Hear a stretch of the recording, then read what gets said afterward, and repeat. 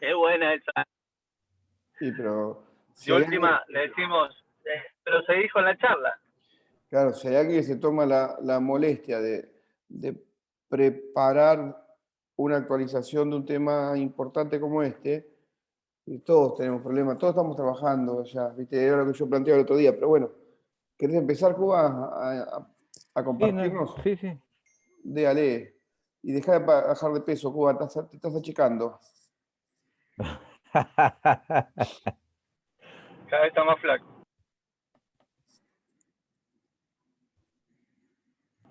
Ojo, envidia sana, pero bueno, es así.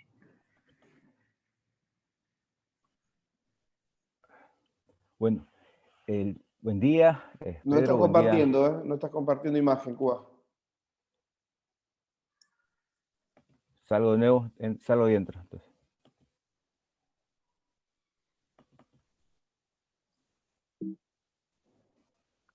Ahora,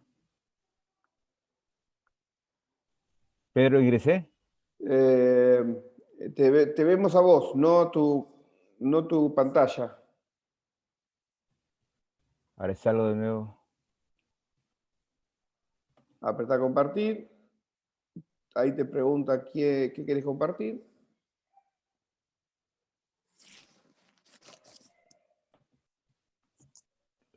Vamos a ver. Ahí viene Cuba. Ahí. Ahí se ve el archivo.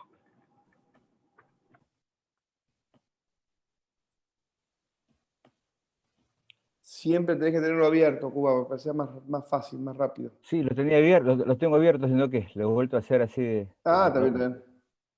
Sí, lo tenía abierto. Ahora sí, ¿no? Ahí vemos tu archivo y ahí marcaste la charla. ¿Se abrió?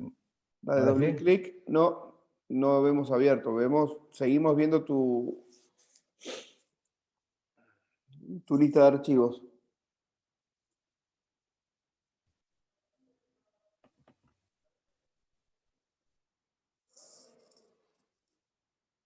Ahora, marqué doble clic. ¿Abrió? No, cerrá No se alcanza a ver. No abrió. Marcó como que le habías dado doble clic, pero no sé si en tu computadora abrió el PowerPoint.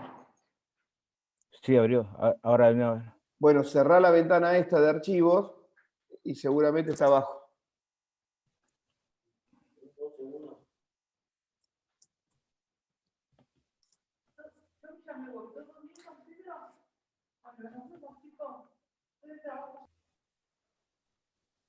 No, que volvemos, elegiste de nuevo la lista de archivos, Cuba.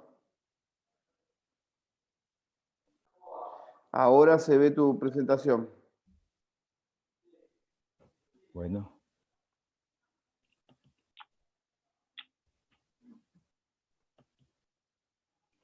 Bueno, buen día. El tema que vamos a desarrollar es un contenido bibliográfico, una revisión bibliográfica sobre lo que es la hemolitis traversa, ¿no?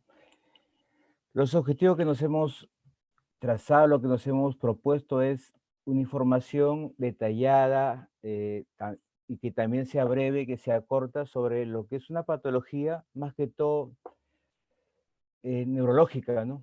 Con el objetivo de describir aspectos básicos sobre cuál es su etiología, su epidemiología, su cuadro clínico, tratando de llegar a un diagnóstico adecuado basado en su aspecto clínico y para dar un tratamiento adecuado, tratando de conocer lo que es su prevalencia para poder evaluar un buen pronóstico y evitar las complicaciones, porque es una patología prácticamente con mucho subdiagnóstico y diagnóstico tardío también.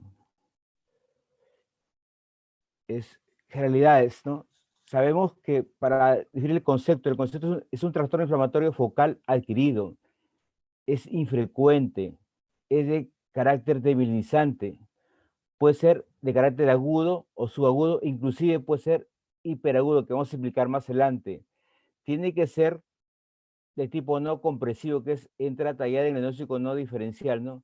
Que puede afectar o dar compromiso con déficit motor, sensorial y autonómico, ¿no? En este caso, con compromiso intestinal y vesical, ¿no? Afecta la médula espinal, en este caso puede afectar varios niveles o inclusive un solo nivel. Y la principal indicación es que no hay lesión compresiva, ¿no? La etiología es muy heterogénea. Es importante la tipo idiopática porque con la parte actual, la tecnología actual, se está viendo que inicialmente se estudió que era el 15-38%, pero en la evolución se va acortando este porcentaje porque tanto los métodos diagnósticos tan avanzados, la tecnología actual, que con el diagnóstico inicial, llegando a esos altos porcentajes, en su evolución va reduciendo, va disminuyendo a mucho menos este porcentaje. Se habla que es porque es traversa, porque afecta en forma horizontal, por eso que va a haber una clínica en forma de banda, donde la alteración va a ser la sensibilidad en un dermatoma específico, va a ser en banda, va a ser, por eso es que el nombre se habla que es transversal, ¿no? Que va a ser, inclusive se habla que antes era de carácter simétrico, que después se ha visto que puede ser unilateral, ¿no? No necesariamente simétrico, ¿no? En la etiología hay varios estudios que se han ido desarrollando con los años. Comenzamos un estudio muy importante en Estados Unidos en el 93, donde se habló que el 45% era de etiología parainfecciosa, ¿no? Después el 21% era esclerosis múltiple, el 12% era de isquemia medular y 21% idiopáticos. Hablamos que la isquemia medular es más que todo en gente añosa, ¿no? En Francia, en 2005, se estudió 288 sujetos, donde se llegó a ver de que las coagulopatía como el lupus eritematoso sistémico, síndrome de Sjögren, el síndrome fosfolipídico, el 20.5% tenían esta patología, o estas patologías. El infarto medular era en casi 20%, la esclerosis múltiple 10.8%, la parainfecciosa o infecciosa aparecía en 17.3%, la neuromielitis óptica 17% y la idiopática 15%. En Francia, en 2012, se hizo otro estudio más reciente donde se vio que la mielitis transversa parcial aguda, con un seguimiento de 100.48 meses, se vio una incidencia de 62% de esclerosis múltiple, ¿no? 1% de mielitis postinfecciosa, 1% de neuromielitis óptica, 1% de Sjögren y 34% idiopático. Este punto de partida, este estudio más que todo se circunscribió a estudiar lo que es la mielitis transversa parcial aguda, ¿no? Un estudio reciente de este año, del 7 de octubre de 2020, donde se evaluó la incidencia y la etiología de la mielitis transversa en 2 hospitales de Finlandia, del sur de Finlandia, 2 hospitales prácticamente emblemáticos, donde de forma retrospectiva se evaluó pacientes que ingresaron en 9 años, en dos hospitales que el área que ellos cubrían era 673.000 pacientes. Se evaluó clínicamente en el tema de laboratorio, en radiología, tanto de forma inicial y en la evolución hasta 7.7 años, esta área, estos hospitales, ¿no? Donde se encontró 63 pacientes que incluyeron el diagnóstico de mielitis transversa, donde la frecuencia, un caso por 100.000 pacientes, donde 7, casi 3 pacientes, que equivalía al 11%, tenían mielitis transversa idiopática, inicialmente, ¿no? Y a la evolución, con los avances tecnológicos, con el mejor diagnóstico, llegaron a ser 6% de los pacientes que tenían el cuadro inicial de mielitis traversa idiopática, ¿no? Entonces, con la evolución fue bajando la incidencia de mielitis traversa, ¿no? La esclerosis múltiple fue 41%, la encefalomielitis diseminal aguda fue 19%, una alta incidencia de infecciones. El resto se repartió entre neurosarcoidosis, neuromielitis óptica, las enfermedades autoinmunes sistémicas y las infecciosas, en este caso, inclusive las vacunas que están incluidas acá, se repartieron el resto, ¿no?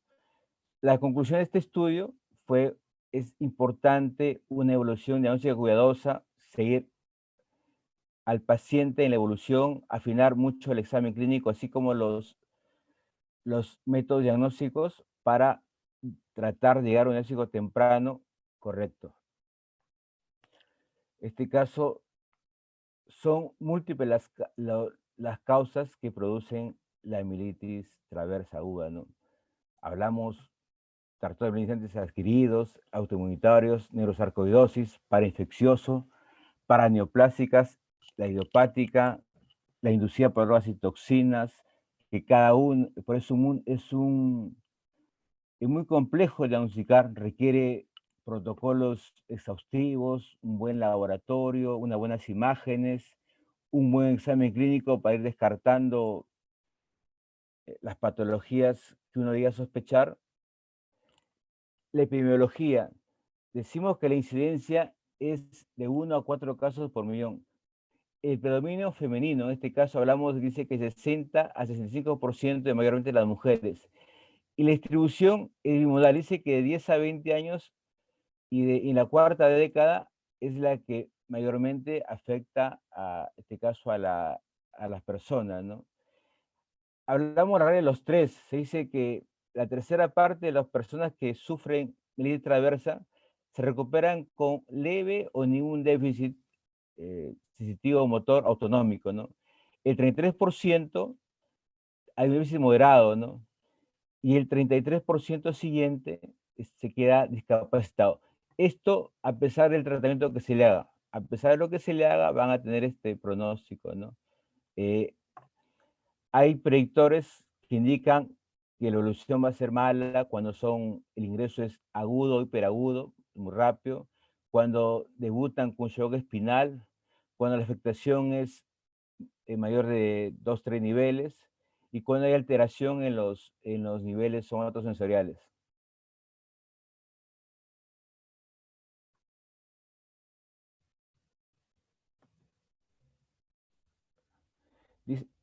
Ocurre generalmente con más predominio en la región torácica, donde va a provocar la deficiencia bilateral, ¿no? Pero también se ha visto buena parte de casos que da deficiencia parcial y también asimétrica, ¿no? Dice que la duración promedio es entre 3 a 6 meses, ¿no? Cuando pasa más de 6 meses, o en este caso se prolonga 2 años, ya indica un mal pronóstico. Puede ser debilitante en forma permanente, ¿no? En Estados Unidos se diagnostican anualmente 1.400 casos nuevos, ¿no? Y va a ser responsable de la discapacidad en 33.000 personas, ¿no? La mielitis traversa se relaciona también con esclerosis múltiple, con postinfecciosa idiopática cuando son gente más jóvenes, ¿no? Y cuando es por infarto medular, también en adultos mayores, ¿no? Hay una mielitis traversa que también está asociada con otras enfermedades, generalmente esta enfermedad es monofásica, o sea, aparece una sola vez en la vida, pero hay otras que están asociadas con enfermedades subyacentes, en este caso con el Guillain-Barré y la esclerosis múltiple, que pueden reaparecer. Hay unos estudios que hablan que entre 17.5% y 61% pueden volver a reaparecer por segunda o tercera vez. La patogenia, acá la patogenia hablamos de que el margen puede haber una inflamación que es leve, que va a quedar ahí. Esas son las que son el 31%, que no va a pasar nada o algo leve. Cuando hay blinización, que puede ser la de lesión moderada, las secuelas no son muy severas, Y cuando hay daño axonal, que sí son más complicaciones, ¿no? Que ya el pronóstico no es tan bueno, ¿no? En el examen clínico, ¿no? Estamos viendo que sabemos que la artritis transversa es un síndrome, el conjunto de signos y síntomas, ¿no? Según eso puede dar un cuadro, según los tractos comprometidos, puede comprometer el tracto corticoespinal, la columna posterior, el espinotalámico, autonómico. Entonces, ahí hablaríamos que sugiere una neuromielitis óptica o origen paraneoplásico, ¿no? Cuando es la parcial, puede involucrar cualquiera de las etiologías, ¿no? Y cuando es la que simula el hemicordón, un bronce quar, el tracto puede ser el córtico espinal, la columna posterior, el espinotalámico autonómico. Eso simula una necrosis múltiple o una de tipo compresivo. Cuando hay un síndrome de tipo central anterior, puede simular una poliomielitis, que hay reactivaciones, se ha visto en el África algunas reactivaciones, la neuromielitis óptica y la sinigomelia. Cuando es posterior, se compromete el tracto de la columna posterior. Nuevamente hablamos de la esclerosis múltiple y las carenciales. Cuando hay un síndrome economodular, hablamos que la etiología sugerida sería una parainfecciosa, ¿no? Y la caudequina, hablamos que sería una neuroborreliosis o por una enfermedad viral tipo citomegalovirus. Cuadro clínico, puede dar un compromiso motor, puede ir de la paresia a la paraplegia, un cuadro sensitivo, alteración de la sensibilidad, parestesia y sinestesia. Autonómico, puede dar la disfunción vesical intestinal, puede llegar a comprometer,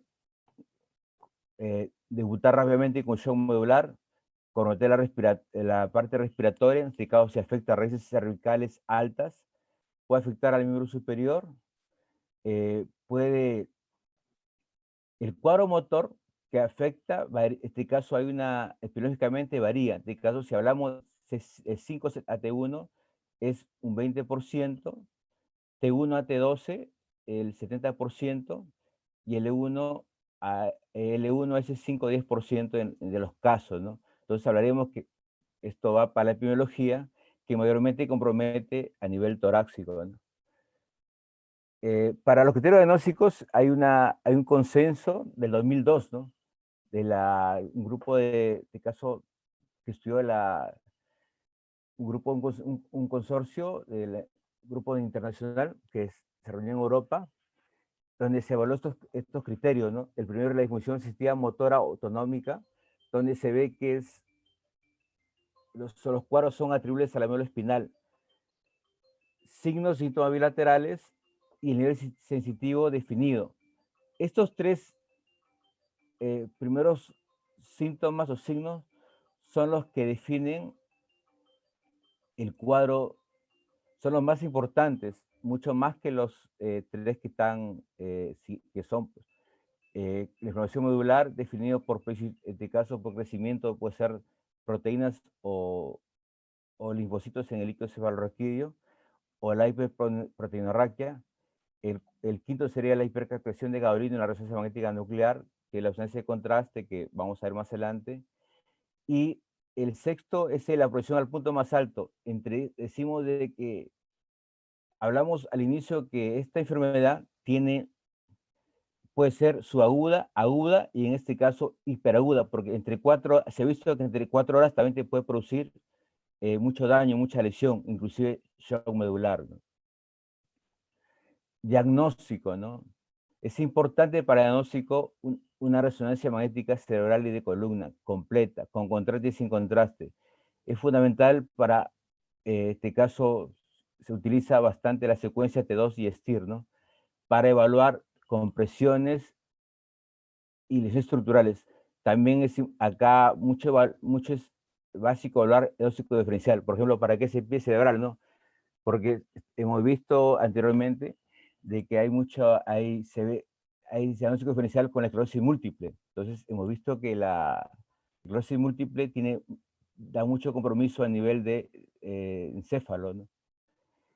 El líquido cefalorraquídeo, donde vamos a ver la pleurocitosis, el índice IgG, para ver, en este caso, como la neuromielitis óptica, BDRL, vanos oligoclonales y albúmina, ¿no? Es importante, vamos a ver más adelante por qué. Después, los autoanticuerpos antiocoprina 4, los IgG en suero, para patologías que hay un cuadrito resumido ahí. Vitamina B12, ácido metilmalónico, AN en suero, RO-SA, los de caso para lupus, para los anticuerpos LA, SSB, TSH y pruebas de etiología viral. Hay muchas pruebas como el herpes, citomegalovirus, que también te pueden producir este cuadro, ¿no? Y electrodiagnóstico, donde se va a ver los potenciales somatosensoriales, motores, y también inclusive es importante un examen de neuroimagen para poder, porque también dan daños en este caso a nivel del aparato, a nivel neurosensorial. Acá, por ejemplo, en la resonancia magnética, acá este cuadrito me lo puse acá brosto, ¿por qué? Donde vamos viendo, según su etiología, cómo se puede aplicar, por ejemplo, por la extensión. La esclerosis múltiple generalmente se localiza a nivel cervical, donde su extensión se localiza en la parte cervical, 60-75%, pero es importante que solamente se extiende a lo máximo en 2 niveles vertebrales. Y su patrón en T2 es alrededor, periférico, no es central, ¿no? En cambio, la neuromelitis óptica es cervical, aparte de que es cervical, pero se extiende más de 3 niveles. Y el patrón en T2 es central. Y la idiopática, que es torácica, mayor de 3 niveles, y el patrón en T2 es difuso. La dengue, la parainfecciosa, es torácica, la extensión es variable, pero el patrón en T2 es multifocal. Estas son, bueno, las principales, ¿no? Y bueno, la de citomegalovirus, que como vimos anteriormente, se localiza en cono medular y caudequina, ¿no? Acá, por ejemplo, vemos a nivel cervical en esta resonancia, esto es de una esclerosis múltiple. Por ejemplo, es un solo nivel. Vemos tanto este caso en la región cervical, como en el encéfalo, cómo se ubica la lesión de Britt traversa. Y acá, este caso, otra lesión, pero ya de varios niveles, ¿no? En nivel cervical, ¿no? No solamente es ya más de 2 niveles. Diagnóstico, ¿no? Dice que hay también pacientes cuando tienen lesiones medulares extensas en forma longitudinal, se va a hacer el líquido cefalorraquídeo, es un estudio serológico, se va a comparar con el estudio en sangre para marcadores especiales. Normalmente se pide BCG, PCR, siempre es importante, más que todos nosotros en Latinoamérica, el cometa infeccioso, anticuerpos antinucleares, anticuerpos contra antígenos nucleares extraíbles, factor remotodeo, antifosfolipídicos, para en este caso los anticorreolipínicas, ANCA. Acá, este es un cuadrito donde se va pidiendo, donde vemos según la sensibilidad y especificidad, que estamos pidiendo las bandas oligoclonales que son para la esclerosis múltiple, las enzimas convertidoras de angiotensina, que es para neurosarcoidosis, en este caso los antiacoporina cuerpos, este caso el 4, que es para la neuromelitis óptica, los ANA, que son para el lupus, igual los anti-ROS, que es para el lupus y para el Sjögren, anti-Smith, y este caso, y hay uno que últimamente que se está usando, el anti-SCL70, que es para la esclerosis sistémica. El diagnóstico diferencial son múltiples, repetimos, son muchas patologías inflamatorias, infecciosas, vasculares, metabólicas, paraneoplásicas, dividido también en varios, en cada una de estas, en varias patologías. Este es un estudio reciente, estudio multicéntrico italiano, donde se hizo en 5 centros de Italia, donde se evaluó, se trató de hacer se comparó características clínicas de laboratorio y radiológicas a base de subgrupos, donde se evaluó grupo de mielitis traversa aguda y mielitis traversas aguda, pero de tipo no inflamatorio, para ver qué factores de pronóstico son evaluables en el tiempo para ver qué es lo que pasaba en la evolución de estos pacientes, ¿no? Se estudió 110 pacientes con mielitis traversa aguda y 15 pacientes con mielitis traversa aguda, pero de tipo no inflamatorio, entre 2010 y 2014, ¿no? Donde arroja como resultados, estos pacientes se les estudió con laboratorio, clínicamente, con resonancia, con líquido cefalorraquídeo, a todos se les hizo sus estudios, ¿no? Tanto al ingreso como en el seguimiento, ¿no? Donde se obtuvo como resultados que los pacientes con mielitis traversa aguda tuvieron mayor alteraciones sensoriales que los pacientes con mielitis traversa de tipo no inflamatorio. Y en cambio, esto presentaba mayores síntomas motores.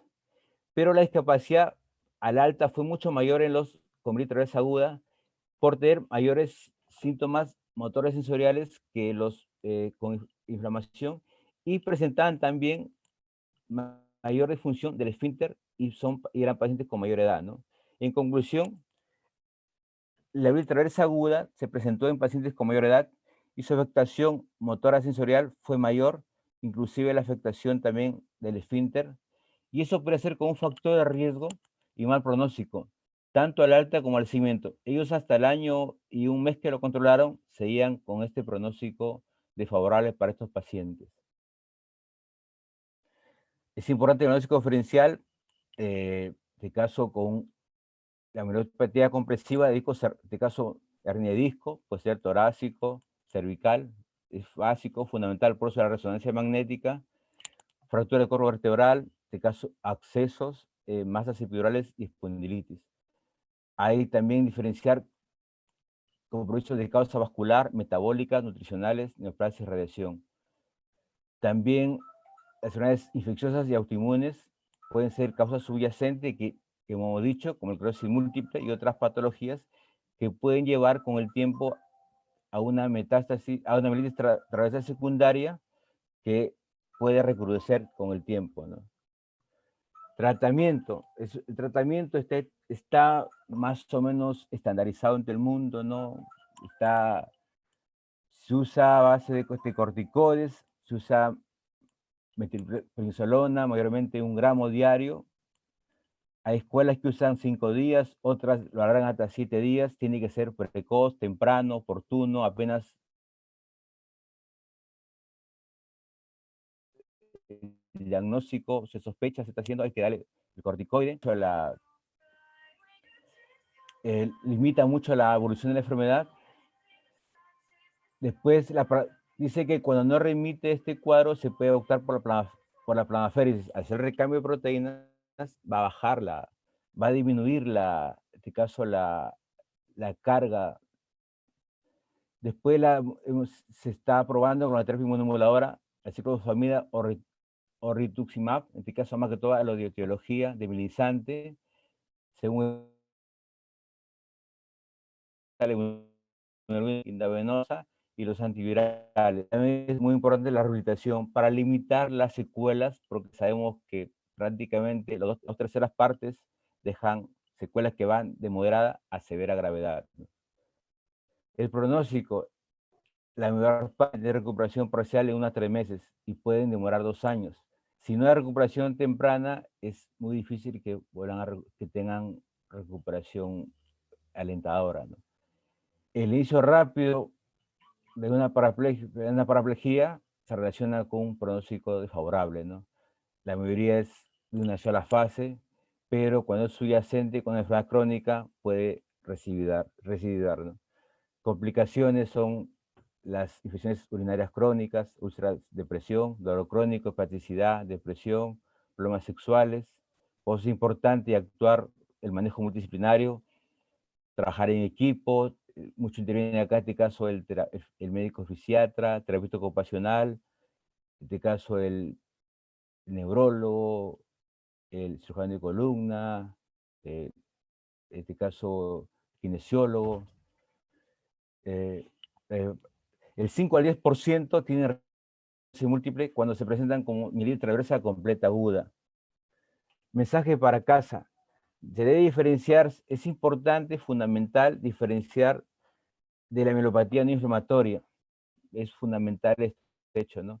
Para llegar a un diagnóstico etiológico y una evaluación clínica adecuada. Eso es fundamental, porque si no nos perdemos en el diagnóstico y hacemos un diagnóstico tardío, que eso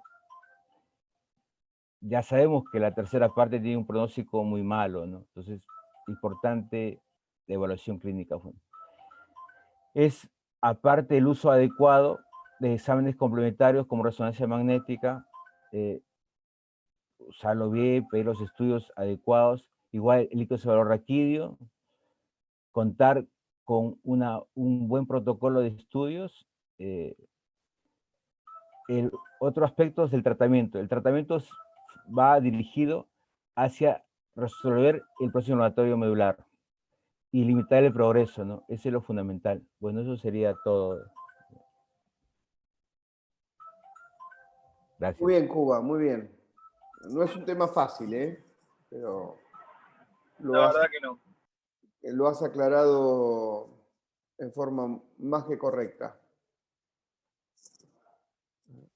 Y es algo que siempre tenemos que tener a mano un buen neurólogo o un buen clínico que lo piense. Y más cuando nos llega un paciente que no hay una correlación entre la clínica y la imagen, ¿sí? Esa hiperintensidad que mostraste a nivel cervical, no había ningún proceso compresivo, y si vamos a tratar imágenes, alguien puede llegar a querer liberarlo, si hay una imagen de una compresión mínima, ¿verdad? Entonces, y está muy buena la tabla que hiciste, Cuba. Lástima que pusiste un fondo gris y letras celeste claras.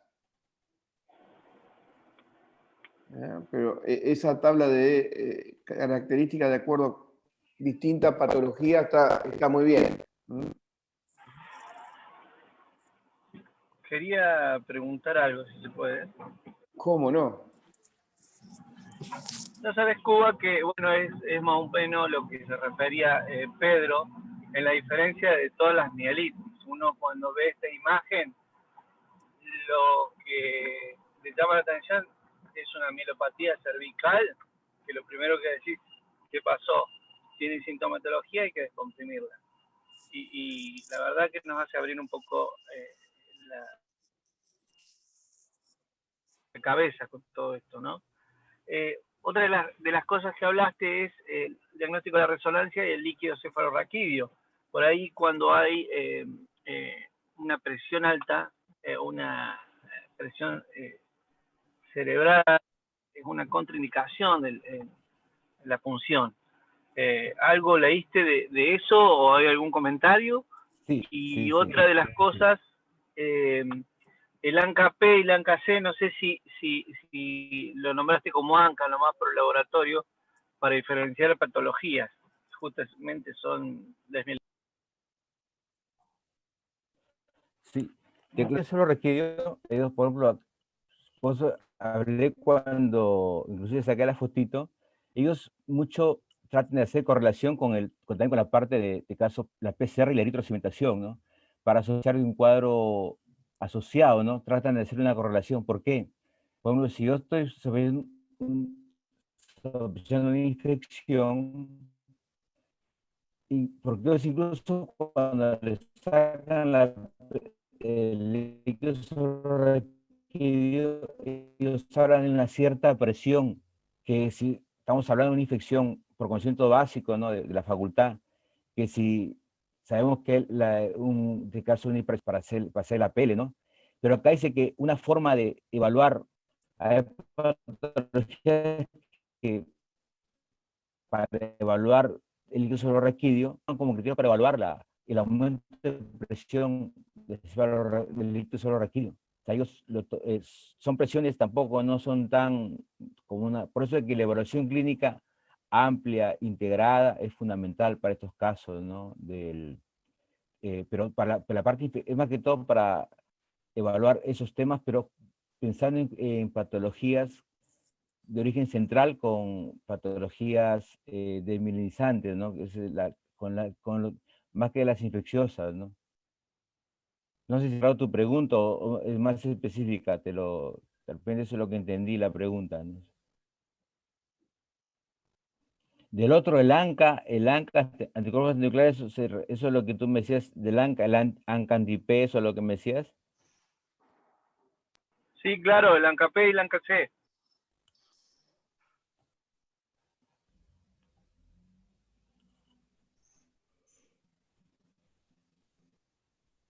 No, el ANCA-P no lo tengo tan claro, no. La verdad que ha sido una ensalada no lo tengo tan claro el ANCA-C. Yo sé anticuerpos nucleares para de caso, para el lupus, el anti-SMI, para el Sjögren, el anti-RSS, pero el ANCA, el ANCA sí sé que para, bueno, el lupus, ¿no? Pero en la fracción Claro, no, por no eso te lo recuerdo decía. bien. Justamente por eso te lo decía, es el específico. Pero hay uno más que más específico para el lupus, que no lo recuerdo bien, la verdad. Sinceramente, así no. Porque la incidencia de lupus, en este caso, cada serie, mira, saqué varios artículos, cada serie, inclusive hay un estudio argentino que saca sobre una mielitis transversa longitudinalmente extensa, que en Argentina tiene una incidencia de 10-12 signos, pero en la casuística de otros, en este caso, uno de Chile, otro de Colombia, y en no se repite, de caso de esclerosis múltiple. En el caso en Finlandia dice que 40% de mielitis transversa múltiple. O sea, la etiología es variable, inclusive la idiopática, otro le dan 30% y ahora el de Finlandia 6% van a 10%. Entonces, no es,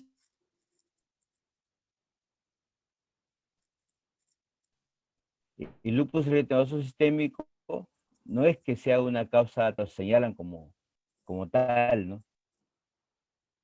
O sea, la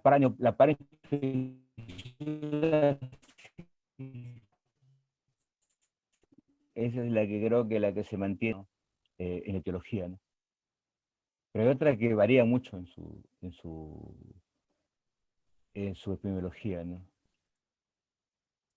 Y el ciclo líquido sí es importante, pero tiene también, igualito, tiene bastantes, como la banda lo importante sería la banda oligoclonales y el IgG, que es para la neuromielitis óptica. Esos son digamos, lo más llamativo.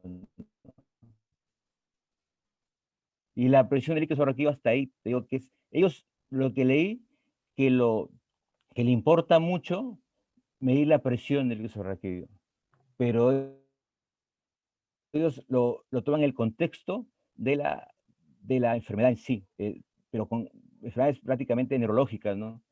Porque como te decía, ¿no? Con otras patologías de origen, en este caso con una impresión endocraniana que te pueda dar, sé que está contraindicado, ¿no? Pero hasta ahí, no sé, de repente, pero me aclara otras cosas, ¿no? No, Cuba, en esto no te puedo aclarar mucho. Cada vez que estoy en un caso que tengo dudas, tengo dos neurólogos el teléfono de dos personas que saben que me resuelven el tema.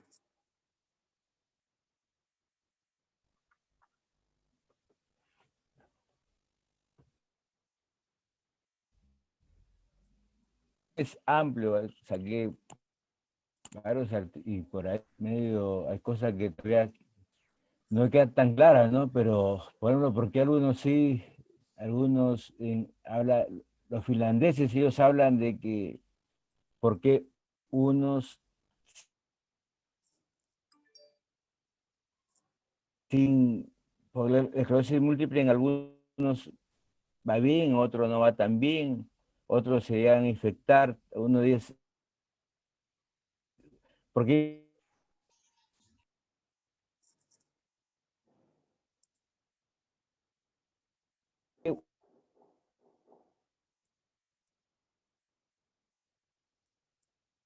unos, por ejemplo, hacen el par infeccioso lo hacen clínico, otros no han desconocido. La mejor revisión que hay de este caso es traversa.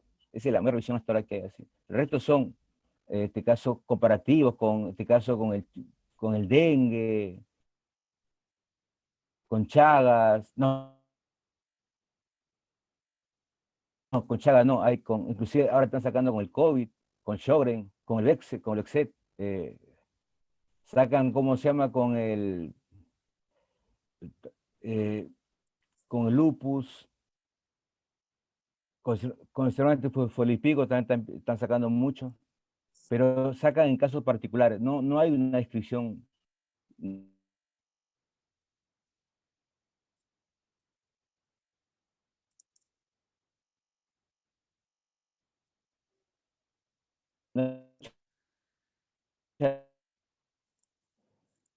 Tampoco información, digamos, como región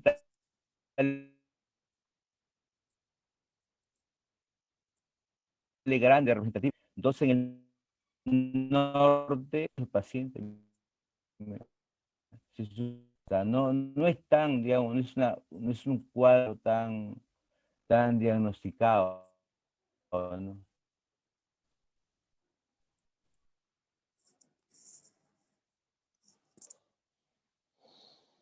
Bueno, lo En perdemos, Finlandia, Cuba. 9 años, 63 casos, ¿no? Bien. Ricardo. Hola, buenos días, doctor Bazán, Cuba, ¿cómo están? Sí, de pronto yo tengo...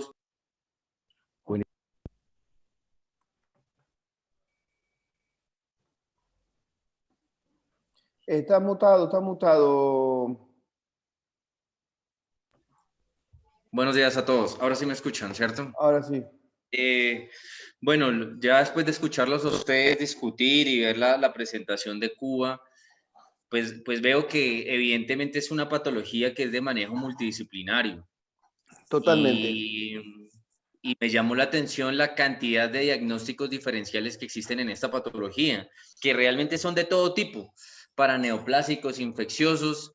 Quería preguntar si había de pronto alguna incidencia traumática dentro de esto. El trauma puede generar un cuadro de hemolitis adversa. Y segundo, si existe, dependiendo de la evolución de la enfermedad, manejo quirúrgico por parte del cirujano de columna. Es decir, Cuba habló de inmunomoduladores, múltiples medicamentos, múltiples pruebas diagnósticas. Es una patología inflamatoria, pero es decir, esto puede generar en algún momento compresión del canal extrínseca, puede generar un absceso, puede generar otra cosa que implique una intervención quirúrgica, una descompresión, o es exclusivamente manejo médico, no sé. Manejo médico nomás. O sea, la compresión lo descarta prácticamente. O sea, la compresión lo descarta. Por eso es que en el lógico diferencial mencioné que una causa de compresión, una hernia, una fractura vertebral, como que lo está descartando la mielitis traversa. O sea, es el manejo corticoides, plasmaféresis, inmunomoduladores, nada más. O sea, no interviene la cirugía acá en este caso, ¿no? Por eso manejo. Sí, sí, Lo Pedro. importante, Ricardo, es que nosotros conozcamos estas patologías para no caer en el error de pensar que lo vamos a tratar quirúrgicamente, lo vamos a resolver quirúrgicamente. ¿Mm? Para muchas patologías desmineralizantes unifocales, como esta, se estuvo investigando en hacer algún tratamiento quirúrgico para hacer un bypass o para hacer todas las investigaciones han quedado en desuso porque han fracasado todas. Nosotros tenemos que estar informados para no cometer el error de operar a estos pacientes pensando en resolverle el problema. Punto uno. Como dijo Cuba, si hay una relación compresiva con la imagen, uno puede tener la necesidad o la posibilidad de tratar de liberarlo. Eso no quiere decir que vayamos a resolverlo, porque si es una mielitis transversa que aparte luego hace, no sé, una hernia de disco o una compresión degenerativa, y nosotros desconocemos el antecedente del paciente, quizá lo querramos operar ofreciéndole mejoría. Si nosotros conocemos el antecedente del paciente, la única mejoría posible es, o mejor dicho, lo único que le podemos decir al paciente es que le vamos a sacar la causa compresiva que puede hacer que empeore el cuadro, pero no lo vamos a resolver su problema. Existen casos que son mixtos. En medicina 2 más 2 nunca es 4. Pero tenemos que estar nosotros bien seguros que no operar imágenes. Por eso yo digo, cuando hay una disociación clínica imagenológica, y lo más coherente es frenar la pelota y pasar a un especialista en neurología, no neurocirugía, neurología, que descarte cualquiera de estas patologías desmineralizantes que existen. Y que tiene su tratamiento específico, que no es la cirugía. Muy bien. Bueno, Cuba, Perfecto, muy bien. Muchas veces son cosas que no nos gustan porque como no se opera y como no nos da plata, lo descartamos, pero no lo operamos y no nos da nuestra retribución económica, pero conociéndolas nos ayuda a cometer menos errores y a poner en riesgo nuestro capital. Así que no solo tenemos que leer cosas que veamos sangre y que pongamos tornillos o aumentemos con cemento o cualquier otra cosa. Los diagnósticos diferenciales, estos tipos de diagnósticos diferenciales siempre es muy útil tenerlos presentes. Siempre. Sí, nosotros también tenemos que saber cuándo no operar. Yo creo que lo más importante,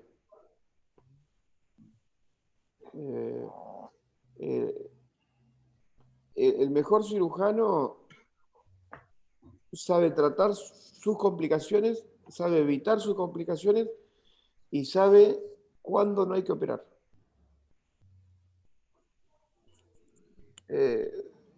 La toma de decisión es lo más importante, es lo fundamental. La parte técnica cualquiera aprende, con mayor o menor facilidad, con mayor o menor técnica, pero cirujanos en la parte técnica somos todos, podemos ser todos. Cirujanos en mayúscula son pocos, que analizan el caso, que tratan de evaluar los diagnósticos diferenciales, ¿qué es lo que dicen todos los artículos, no? Lo más importante de un tratamiento quirúrgico es la selección del paciente, pero ahí te enseña a seleccionar el paciente. Y terminás aprendiendo a seleccionar el paciente por muchos factores. El factor académico es la experiencia. Que como dice el refrán, la experiencia es un peine que te llega cuando te quedas pelado. Así que bueno. Bueno, Cuba, gracias. Gracias a ti, Vero. Gracias. Gracias por esto. Y nos vemos el martes. Bueno, hasta luego. Perfecto. Cuídense. Chao. Feliz fin de semana. Gracias igualmente.